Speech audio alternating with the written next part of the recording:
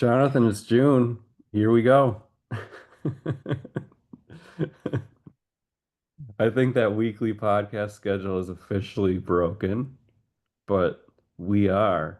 We made a promise. We are going to get this section of Genesis out. It's going to be more, instead of like a fire hose, though, it's going to be a trickle. of episodes. So this is the notable podcast, not because it's notable really in any way. Um, Probably just moms listening, Jonathan. But because we're making notes in our Bibles, and and we want to encourage you. Give us a review if you'd like to donate. We're always super encouraged, and thank you to so many of you who have reviewed us on your favorite podcast platform and who have donated. That really helps us, just encourages us to keep going with this. This morning, it is time to finish out, Jonathan, it's time to finish out Genesis chapter 32. Yeah, so we last time we had Esau bearing down, he had all his guys and Humvees, and he's coming. And we are picking up a story that if those of you who grew up in the church, you had this one in Sunday school, but it's really not a Sunday school story. And if all you learned is the Sunday school version of this, you really missed it. This is, I don't, Timothy, I don't remember how this went in Sunday school, but reading it as an adult is a very, very, very different experience. I know that. This this narrative, this text is still such a mystery, and yet I'm confident that we can illuminate parts of it today. But this is one of those stories that you have to keep coming back to, because this really is a transformative moment in the history of Israel. This is Yes, big. it is. When I think about this story, I'm trying to build a little bit of hype here. When I think about this story, I'm reminded of a Greek myth. And the myth goes like this. There once was an inventor by the name of Daedalus, and he thought and he worked and he thought and he worked and he was trying to solve the problem of flying. And he learned to arrange feathers in such a way and pin them all with beeswax that he eventually learned how to fashion a set of wings for himself. He'd figured it out. He'd made it possible for a man to fly. He made two sets of wings, very famously, one for himself and one for his son. And he gave very explicit instructions to his son. He said, "Let me warn you, Icarus, to take the middle way in case moisture weighs down your wings if you fly too low. Or if you fly too high, the sun scorches them." He said, "Travel between the extremes." And so there's dad talking to son. He said, "Don't go too low and don't go too high," and told him why. And Daedalus, in the myth, we're told that he gave this command to his son with tears in his eyes, because he was so afraid that his son would not obey. And for a while, as they flew, Icarus obeyed. But somewhere along the way, as the myth goes, Icarus felt this unconquerable urge to fly towards heaven and get as close to the sun as he could. He flew higher and higher and higher, and the wax that held the wings together melted, and everybody knows what happened next. And I don't have to tell the end of that story. It writes itself. Icarus is forever the story of a man who tried to fly too high. And I think that might be what this podcast is. We'll see. Oh boy. We might we This might be our Icarus moment, Timothy. Um, but we have to fly high. We have to try. We have to try to get to heaven in it. We Uh, have to. but I'm humbled by it. I hope we don't come crashing to the earth. One thing, look, this is my last comment before we get into the meat of this. This is this is paradigmatic. This is This is our moment. This isn't just Jacob's moment. Christians are not called Abrahamites. We're not called Mosesites, although although we'd have every reason to be called that. We are actually known. We go down in history because of this story as true Israelites, people who have the faith of Israel. And that name is given here in this story. And so we got to, this might be our Icarus moment. We might try flying too high, but we got to try. Yeah, I think I wanted I think this story in terms of Jacob's life is this is the cathedral moment. This like everything else in his life like is leading up to this and then points back to this moment. Blows out of it. Yep. So this is like an explosion of a sacred cathedral on the landscape. And I want to just throw out three words to elevate this narrative. The first one is the word programmatic. This is programmatic because this is a whole program. This is the whole program. This is this is what it means to be in relationship with the Almighty God for Jacob. This is programmatic. This is the story of God's people, their struggle. They get their name. It's going to mean struggle. And this story is programmatic for us. It pushes us, whether we're willing or not, into the program, which is going to be to struggle with God. So it's programmatic in that way. It programs our life, like it almost like a computer program. The second word is that this little story is summative. This is summative for Jacob. In other words, this is a math problem. Everything in Jacob's life added up to this moment. His struggle with his twin, Esau, it adds up to this. His struggle with Laban, his uncle, adds up to this. We've talked about that. His all of this, if you boil it all the way down, like Fred Craddock said, I love his little metaphor. If you boil a cup of coffee all the way down at the stain at the bottom of the cup, this is summative, is that Jacob wasn't struggling with Esau. He wasn't struggling with Laban. All of the struggles that he had in his life came down to this one thing. He was struggling with the great mystery and the unknown man. And so it's summative. It's also inclusive. It's inclusive. This isn't in this sense, like don't go down some political route with that word. But I was gonna say that's yeah, loaded term yeah. these days. Everybody's like, oh shoot. But no, but it's inclusive in this sense that we are included in this is Jacob's story, but this is your story and this is my story. This is how we get our name. This is how we're grafted in. This is how we limp away with a new name, Israel. It's programmatic and summative and inclusive and so much more. Like this is transformative. This is a before and after kind of moment. And I could keep going on and on and on. Well, maybe I shouldn't. Maybe we just need to get into it. Yeah, look, let's enter the mystery, the enigma, and it's a short narrative. I'm going to read it now, and we'll enter it. That night, Jacob got up and took his two wives, his two female servants, and 11 sons, and crossed the ford of the Jabbok. After he had sent them across the stream, he sent over all his possessions. So Jacob was left alone, and a man wrestled with him till daybreak. When the man saw that he could not overpower him, he touched the socket of Jacob's hip, so that his hip was wrenched as he wrestled with the man. And the man said, "Let me go, for it is daybreak." But Jacob replied, "I will not let you go unless you bless me." The man asked him, "What is your name?" "Jacob," he answered. Then the man said, "Your name will no longer be Jacob, but Israel, because you have struggled with God and with humans and have overcome."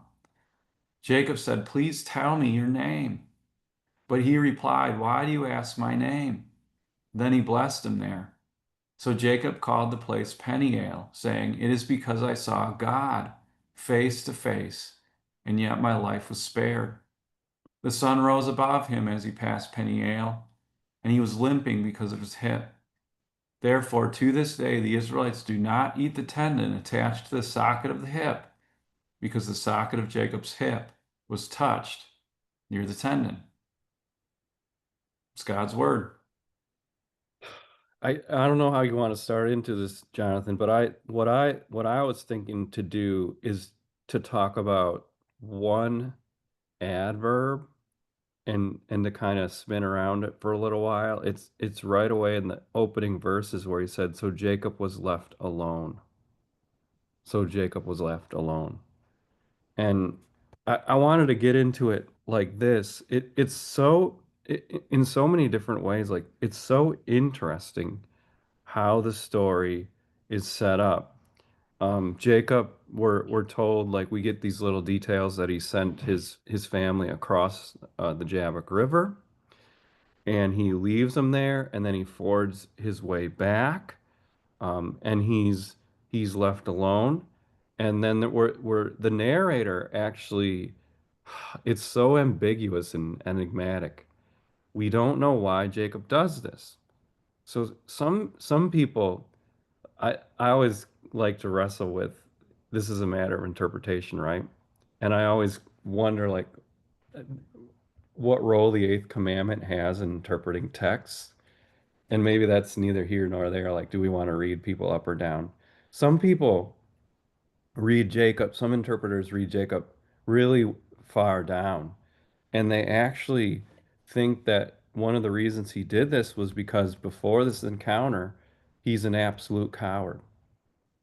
He's the guy who's like, I'm gonna shove them across the river. He knows Esau's coming, and he's gonna be in the back of all of that.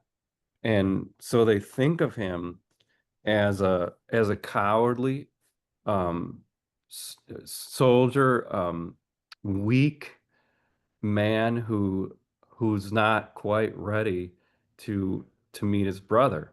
So this is why he gets alone. Other commentators and interpreters read Jacob up, and I think that's where most confessional Lutheran commentators are at with this. They make an assumption about Jacob that that's not validated in the text. So they assume that Jacob is going over there to have his Jesus in the Garden of Gethsemane moment. Like that's how I'm going to put it.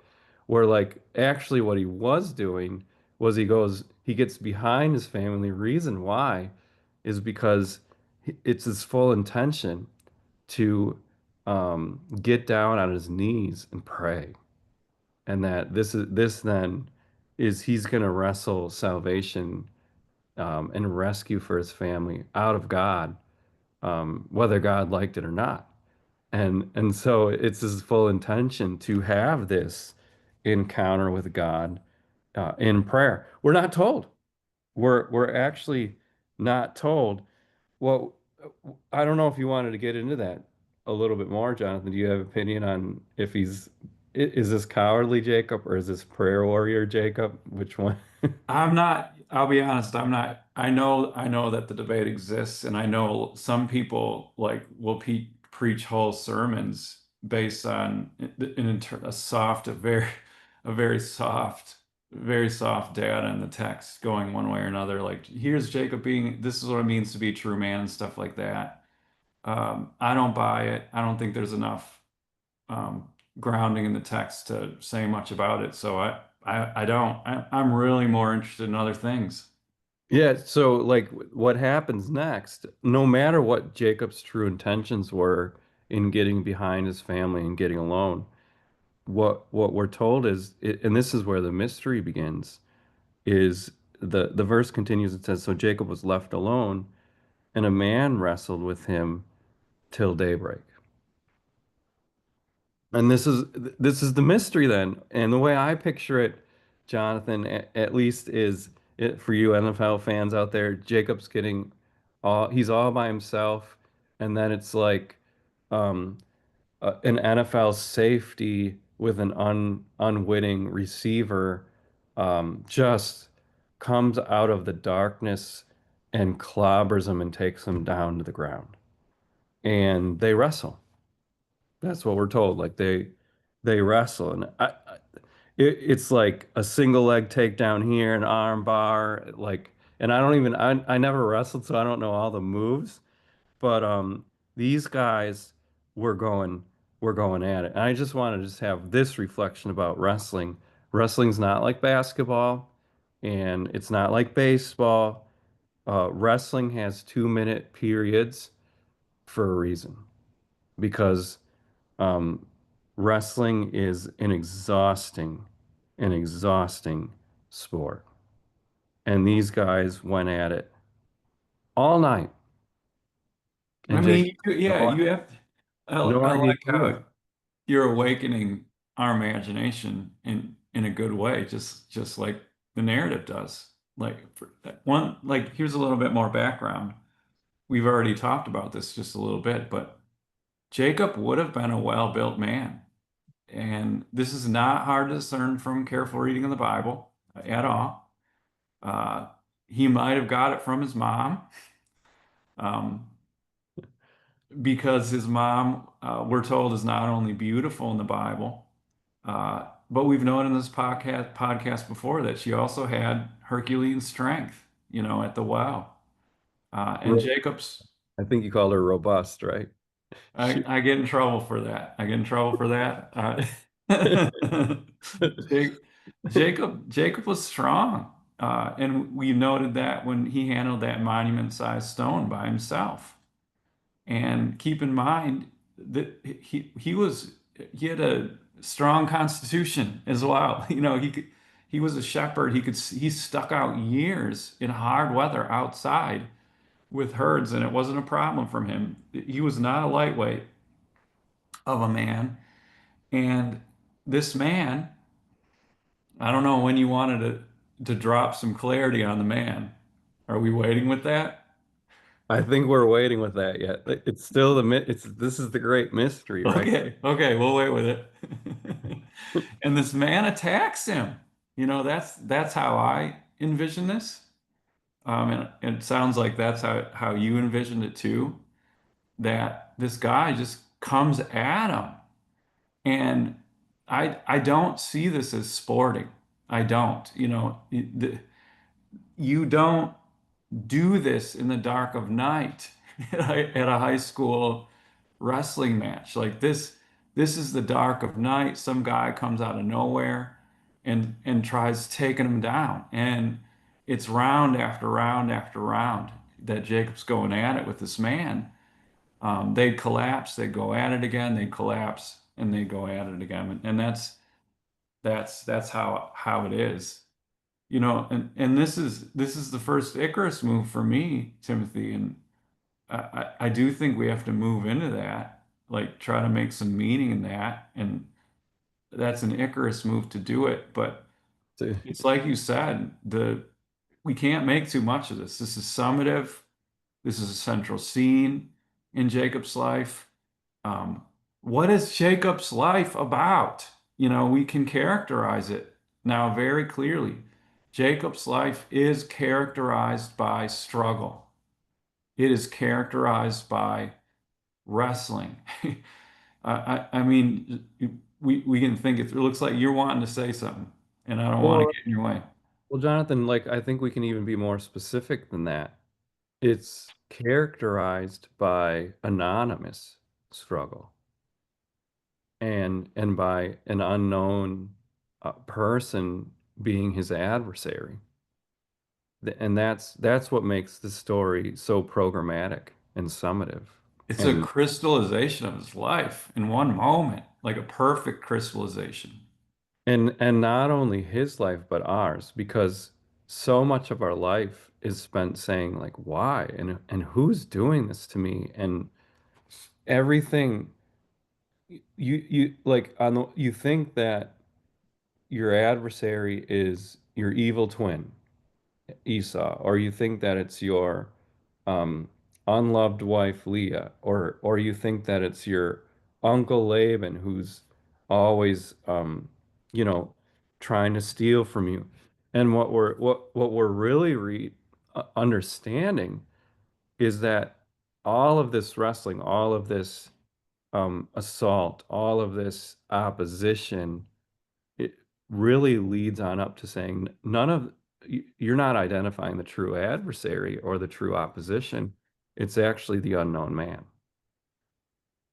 It, Yeah, and we, you tick the boxes. Like if we name the narrative, like he struggled in the womb with Esau, scared his mom really bad, struggled with his dad, struggled with Esau for his birthright and blessings, struggled with Laban for his wife, struggled with children between his wives, struggled with Laban over wealth. But the exactly what you said is true, that the mystery and the difficulty of his life is that there was a struggle beyond and beneath all those other struggles. there's a really powerful Jewish saying that would revolves around this story, and it's this. It says that they used to say, "The actions are of the fathers are a sign for the sons. The actions of the fathers are a sign for the sons." So you look at our father Jacob, and we're seeing him. He's got this unidentified, ambiguous, enigmatic assailant in his life. And what that's teaching us is as we go through life and we have this struggles and opposition, and we're also in the same wrestling match. And we're trying to identify who is this that is coming at us in such painful ways. And eh, what we're finding out is that all of life boils down to this one thing. It's you and this unknown assailant, and you're in a Yes. struggle. Yeah. I think we can all think about it like this, like here's the revelation here. You have you have your struggles, I have my struggles, and then you have the struggle. There is there is what you think your problem is, and then there is what is your actual problem. See, you might think you're single and you don't want to be, and that's the problem. Or you're anxious and it's awful, and that's the problem. Or you're struggling with your sexuality and you wish you weren't, and that's the problem. You know, that's the problem. It's my sexuality. It's my relationships. It's my job, and you're thinking about that. But see, there's a struggle underneath the struggle. The root of it, the center of it, the heart of it is deeper than that. See, for Jacob, it wasn't Esau. He thought it was Esau. It wasn't Laban. It wasn't Laban. It wasn't the issue between his wives. No, it was none of that stuff.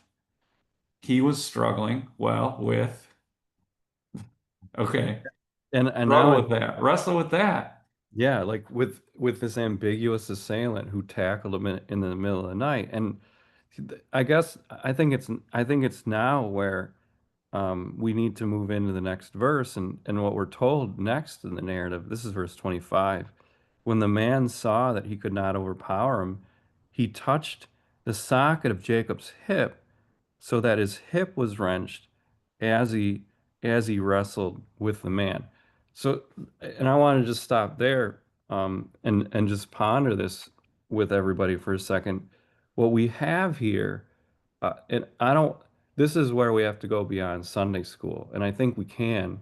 Like this is, I want to characterize this and give it its right name. This was assault. This is an assault. And I want to show that, help me show it to our listeners, Jonathan. Like if I was thinking about it like this, if if somebody tackled another person on the streets of my city here in New York City, and he hurt him so bad that his hip got popped out, Gotta go to the hospital for that one. what what would he be charged with by the local DA? And how many years would he spend in prison? It'd be a lot. Like this is, I don't know if it'd be, I'm not a lawyer, but like this is aggravated assault. Seriously. Like I think we have to take in the gravity of this moment. The mystery man wrecked Jacob's hip for the rest of his life. I've heard some pastors and theologians trying to minimize this. Like I bet you have too, Jonathan. Like I heard one pastor said that he was playing with Jacob. Like this was a Father's Day Yeah, present. yeah. This is Yeah. oops. This is not Yeah. playful, you And know. I got a 2-year-old son. If I popped his hip out, I would never be able to forgive myself. You know, I heard one sermon. Oh man, these are such groaners. But I heard one pastor compare this to I got a quote. It says, "Do you know what this is like? This is like a dad who arm wrestles his kid and he always lets his kid win, and he's a good dad like that." oh man. I mean, like we could play with that metaphor a little bit more. That's actually not quite right. That would be like a dad arm wrestling his kid and then And popping the arm out of oh, socket. yeah. Like that's some people have like characterized this as horseplay or I don't know. I love WWE. Like this is WWE. But You and your WWE. what you're not taking into account is that Jacob ended up in the ER with a permanent limp. So this isn't nice. Now, we should back up for a second. I do want to make a comment about this, and I'm going to spoil. You're being so poetic and driven, and I appreciate that.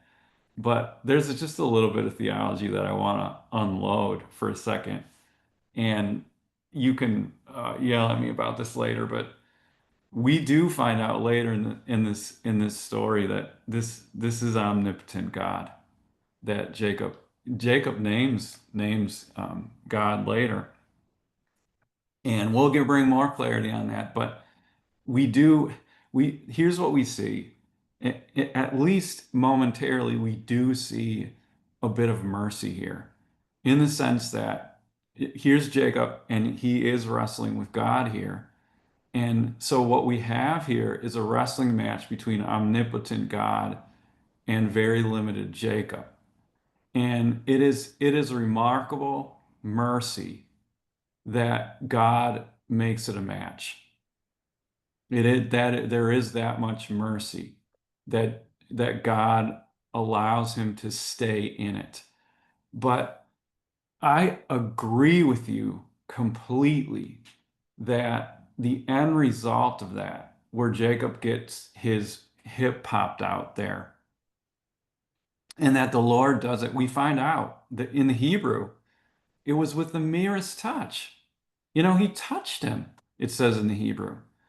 And so we have this moment of omnipotence where it's just poop, pop, and he was On the secret button, to pop it yeah. out.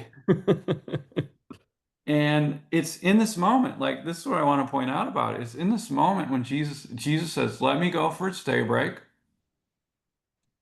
and remarkably, Jacob replies, "I will not let you go unless you bless me."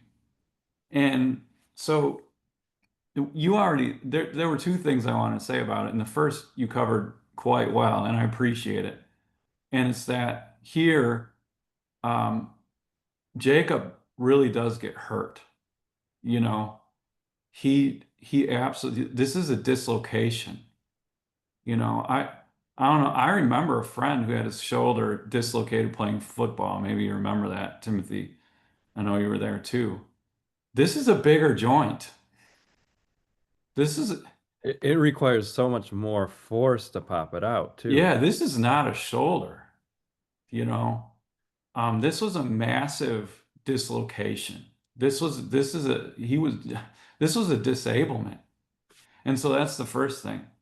And we you did a nice job laying that out. But then the second thing that I want to say is that very, very powerfully, and our listeners need to let this land. That did not end the wrestling match because Jesus said, or the assailant said, "Let me go, for it is daybreak." And it would very much appear that Jacob needed to let him go. Wait, don't get into that yet. Don't Not get, yet. Okay, no, okay, no, no, no, okay. no, no dialogue yet. Because Okay. he here's I just wanted to pause. I want to pause and think about what's going on here. Like, so, and you already kind of gave the whole kit and caboodle away that this is God. But it's not clear to all interpreters. I'm just going to say this. It's not clear to all interpreters that this is God.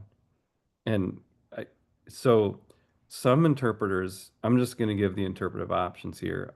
Or I don't even think the first two are options. They're a little bit silly.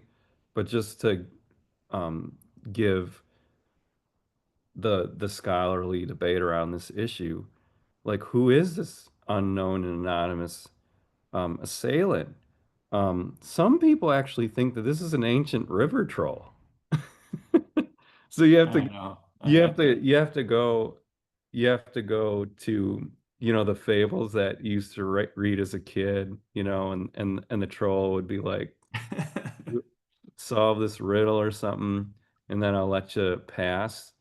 So And let me make a comment. I have to make a comment about this. Some of the things that the scholars say are so dumb.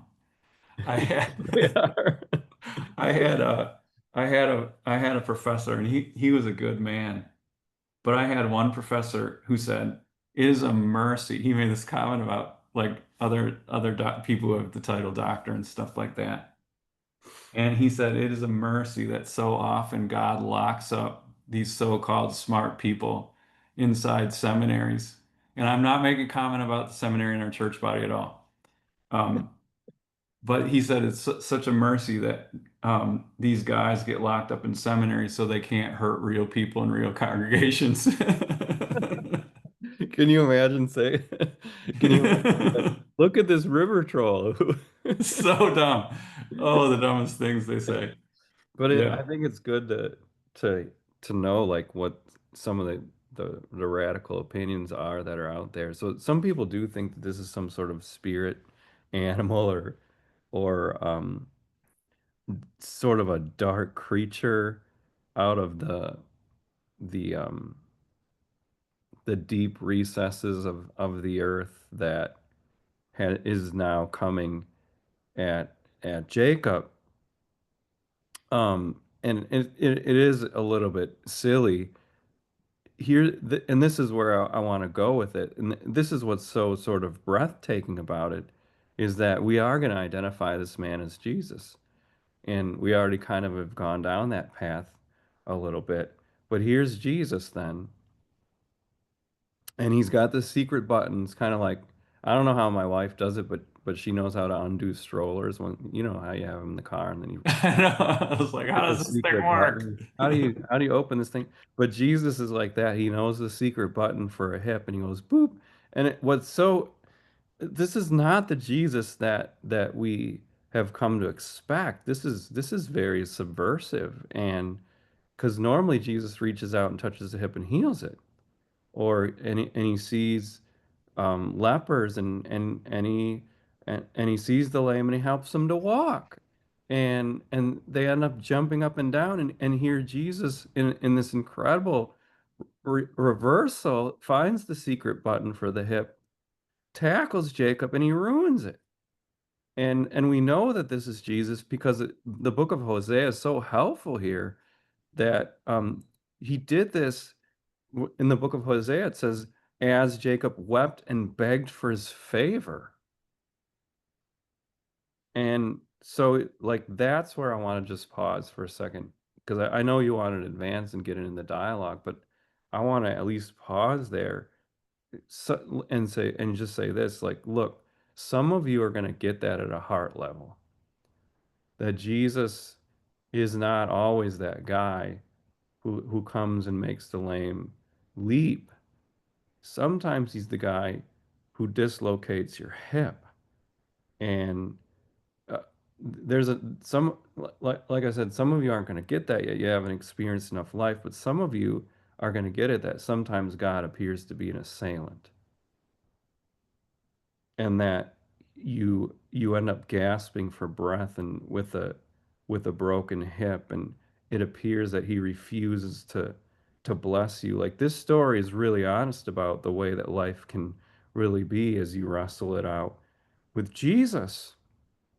And Job gave his testimony to the same effect. Like, he actually said to God, God, you God, you've made me and you're using me for target practice and you've pierced my kidneys and my gall is spilled all over the ground. Like this is the way that really can be. He's the type of God who assaults Jacob, who lets the devil run rampant over Job's life, and sometimes he puts a knife in a father's hand to kill.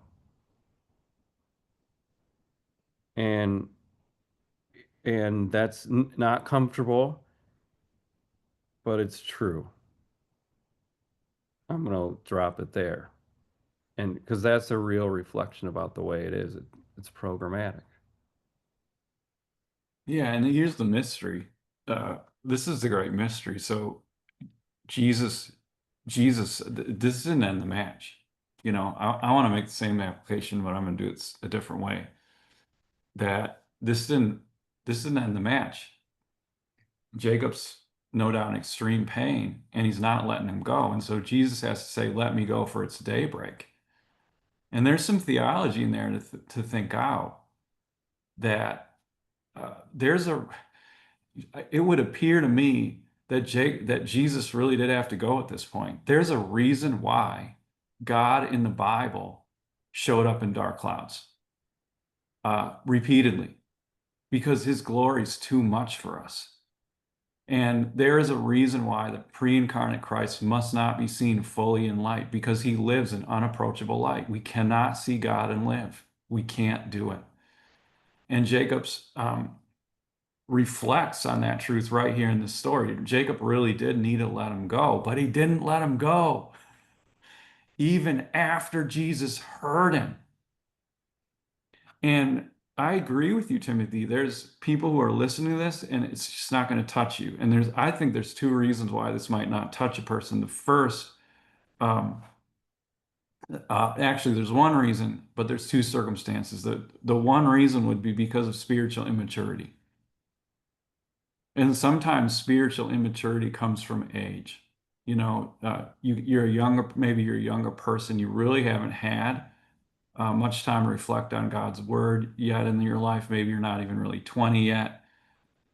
Or it could be because in your spiritual walk with God, you have been nourished on spiritual platitudes. And nobody's ever taken the time to say to you, look, sometimes um, Jesus popped your hip out. This is a programmatic moment when sometimes God actually appears as an enemy. Now, I said he's not actually an enemy, he appears as your enemy. And here's the victory of faith, and that you hold on anyway. Jesus, you can send me limping to the hospital. I'm not letting go. You know, I'm not letting go. Jesus, you can hurt me. I'm not going to let go. Now, some people let go. Jesus taps them and they tap out. This is what you hear about all the time. Oh, God, God, what kind of God would send all this trouble and hurt into my life? I'm out. I'm tapping out. I'm out of the faith. That's not Jacob. Well, Jacob was like, no, I'm in. I'm more in. and I think now it's time. Like what happens next is the dialogue, right? I I think it's it's an incredible thing. Like Jacob, I just wanted to reflect on verse 26 because right after he wrenches his hip, and this is what happens next. Then the man said, "Let me go, for it's daybreak." And I just want to reflect on that for a couple different reasons. And you already started us into it a little bit, but I want to recognize one thing. Um, the dialogue in this section is very apocopated, truncated, and direct, and very special. And what we have here, this is an amazing thing because, and I'm going to put it in a very provocative way, just to so that our listeners can get this. Jesus is praying here to Jacob. That's a very provocative way of putting it. But this is Jesus petitioning Jacob. that is, in other words, like let's push into that a little bit more. The Lord has so condescended, taking on true human flesh and weakness, that he willingly reduces himself to petitioning Jacob. That is, it's astounding. That is a mercy. Like you talked about that Yeah, before. what is your name? That it is on the Lord's part, he has come in other words, and this prefigures the rescue that we get through Jesus' true incarnation. But he's come all the way down from the omnipotent God. He's come all the way down to allow himself to be overcome by Jacob, and he's reduced to the position of petitioning him to let it stop. It's all so that's an astounding mercy. Yeah, The let me go. Let me go. right. And it also is an incredible and astounding statement um from Jacob then when he says, and this is incredibly apocalyptic and direct, I will not let you go unless you bless me. Now, I got just reflecting, if somebody assaulted me and ruined my hip, I would not say, like, this is just me reflecting on the story. I wouldn't be like, stays, it's not like I break out in the hymn Abide with Me, like, abide with me. Just Jesus, just stay close. Like if I was honest, I'd be like, get away from me.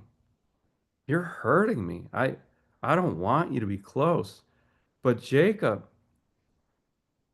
by faith, like this is an amazing moment. By faith, he sees that the God who hurt him is also the God who's gonna bless him, who's gonna save him.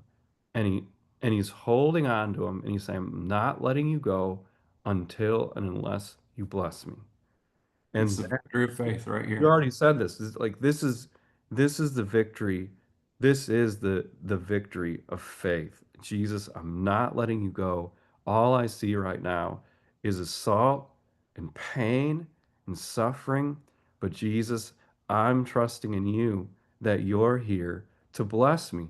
And I know that you love me. I know that you do, and I'm not going to let you go. Oh, To believe against what you feel, to believe against what you see in your life, the very real pain in it, and to believe that this is not actually who God is, even though he appears to be this, that is the victory of faith. it is. It is. And I like that. I think that's worth placing on all of our hearts. Um, as a pastor, I've visited people whose bodies are being consumed with cancer, and I have graphic images in my imagination of it. I've seen bodies torn up um, after a car fell on them. I've seen as a pastor so many different situations where the pain is intolerable and like how can you make any sense of it? And I've also seen those same people, I've seen those same people saying uh, coming to Jesus and saying, Jesus, I'm not letting you go unless you bless me. And clinging to him in faith.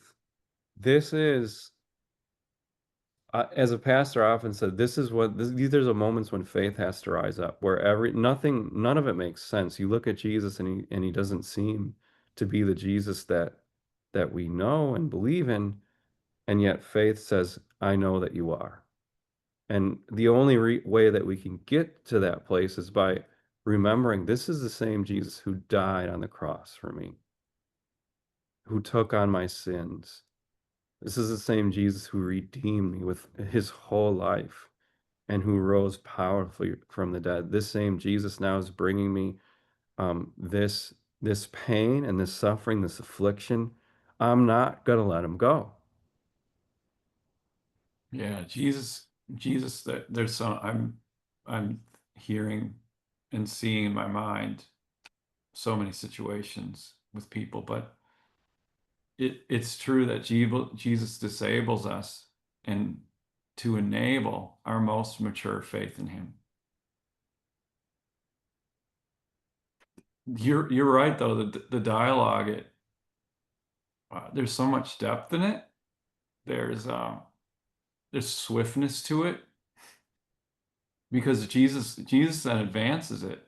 And it seems like it doesn't it's almost like this odd, okay, why did that come next? And you have to spend time with it. So Jesus comes back at Jacob and says, "What is your name?" And here we're entering, this is Icarus, we're flying high. I hope we're not crashing to the earth. These are mysteries. These are enigmatic mysteries, very much so. But Like here's these exchanges, Jonathan, though, they go deep. very deep. I Like you know. have to like each of these exchanges, you have to just pause on because there's so much meaning packed in. It, even the question, like one thing I want to point out to people, if you're not yet convinced that this is Jesus that Jacob's wrestling with, please understand this is classic Jesus. For Jesus to ask a question, people come to him um, and hold to him, and they're thinking they're doing it, they're coming to him for one thing, they end up getting another. They ask a question, Jesus turns the tables on them. This is classic Jesus. And What is your name, Jacob? What and is your name? like take us into that in a second, but I just want to notice this, like in the first exchange of dialogue, Jesus comes in weakness. In the second exchange of dialogue, he comes in strength. He turns the table on him. And this is like we have to set up the question, what's your name? Jesus, obviously, Jesus is not asking because he wants to know. You know, Jesus knows. He's asking this for Jacob. And I'm trying to set this up here a little bit. In the Bible, when names are given to them, to things, because it's naming something that's inherently true about a thing. And so names actually are supposed to go to the heart of the matter. This is exactly why it's so notable in the Bible that at creation, it is Adam who is entrusted with naming things. And so Adam is what part of what the Bible is telling us is that, amongst other things, is that Adam had the amazing and godlike ability to see a thing for what it was and then name it and describe it properly with language. This is what names do. And so when Jesus comes to Jacob and says, "What is your name?" He's he's not, it's not like they're at a mixer. He is saying, "Jacob, what is your identity? Jacob, who are you at your at your essence? What's your name?" And look, I'm in middle age now firmly, and so are you, because you're the same age as me. Hey, I'm 13 minutes older. Yeah, that's right. And so one thing, I can see a little bit, not much, but I can see some things. And I can see myself in the outline of myself. And I can see it in my kids too. It's one of the things about, having very young children as a middle-aged man. I can see them. I'm not sure I would have as a younger man, but I actually I can tell you this, like I saw the shape of who my sons Asher and Jude were in the hospital. They were preemies, and the way that they behaved as preemies, I could see them. I I could see who God had already made them to be just a little bit. I could see the contours of it. And what happens when you like there I was looking at my sons and I was starting to name them in my own heart. And the minute that I actually named it, I could actually see it better. There it is. When you name something in the light of day, what's your name? Who are you really? That does something actually.